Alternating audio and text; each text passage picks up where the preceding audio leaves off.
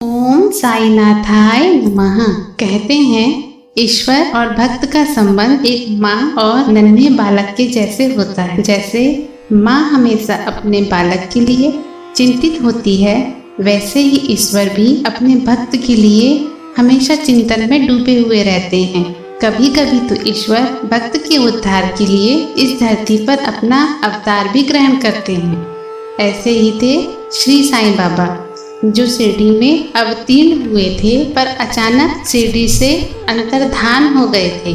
किंतु शिरडी में उनका पुनः आगमन हुआ, पर कैसे, आइए हम आगे सुनते हैं। लेखक दाभोलकर जी बताते हैं कि औरंगाबाद जिले में चांद पाटिल नामक एक मुस्लिम धनवान रहते थे। औरंगाबाद लौटते समय एक बार उनकी घोड़ी खो गई थी, जिसे 2 महीने तक खोजने पर भी ना मिलने पर उसी घोड़ी के जीन को पीठ में लटकाए औरंगाबाद लौट रहे थे। तभी 14 मील पैदल चलने पर उन्हें आम्र वृक्ष के नीचे एक फकीर को देखा। वो फकीर चिलम तैयार कर रहा था। पीठ पर टंगी जीन को देखते ही फकीर ने पाटिल से पूछा, यह जीन कैसी है? और चांद पाटिल ने निराश स्वर में अपना पूरा वृत्तांत कह सुनाया। फिर फकीर बोला, थोड़ा नाले की ओर तो ढूंढो। यहाँ महान आश्चर्य ये हुआ कि चांद पाटिल को अपनी घोड़ी वहाँ चरते हुए वापस मिल गई और चांद पाटिल अपनी घोड़ी को वापस लेकर फकीर के पास आए। तभी उन्होंने देखा कि फकीर की चिलम तैयार हो गई थी, बस उसमें सुलगाने के लिए अंगार और साफा गीला करने के लिए पानी की जरूरत थी। देखते ही देखते फकीर ने चिलम सुलगाने के लिए अपना चिमटा भूमि में घुसेड़कर ऊपर खींचा तो उसके हाथ में एक प्रज्वलित अंगार बाहर आई, जिससे उसने चिलम सुलगा ली।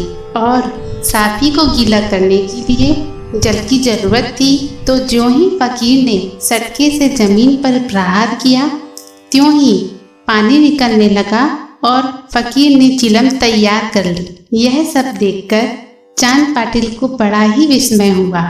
उसने फकीर से घर चलने का आग्रह किया। आग्रह पर फकीर चांद पाटिल के साथ चल दिए। कुछ दिनों पश्चात चांद पाटिल के साले का विवाह होने वाला था। चांद पाटिल ने अपने साले की बारात में चलने के लिए उस फकीर से आग्रह किया और फकीर ने उनकी विनती स्वीकार कर ली। उनकी बारात शिरडी जाने वाली थी और फकीर भी बारात के साथ ही शिरडी चला गया। जब बारात शिरडी पहुंची तो खंडोबा के मंदिर के समीप महर्षापति के खेत में एक वृक्ष के नीचे ठहराई गई।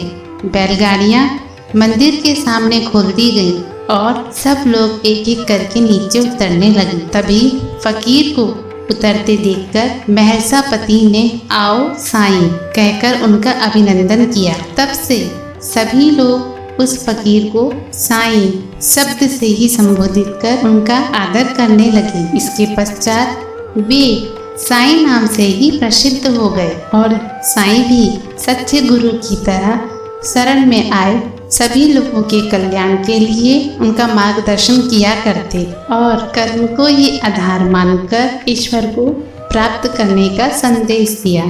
साईं स्वयं भी हमेशा अपने कर्मों में लीन रहते थे, जिनका वर्णन हम अगले वीडियो में करेंगे, जिसे देखने के लिए आप हमारे चैनल को सब्सक्राइब करें और यदि साईं चरित्र पसंद आया हो तो लाइक अवश्य करें। यदि आप इसे अपने साथियों को सुनाना चाहते हैं तो कृपया करके शेयर अवश्य करें। इसी विनती के साथ आपसे विदा लेते हैं। सद्गुरु साईनाथार्पणमस्तु। शुभम भवतु।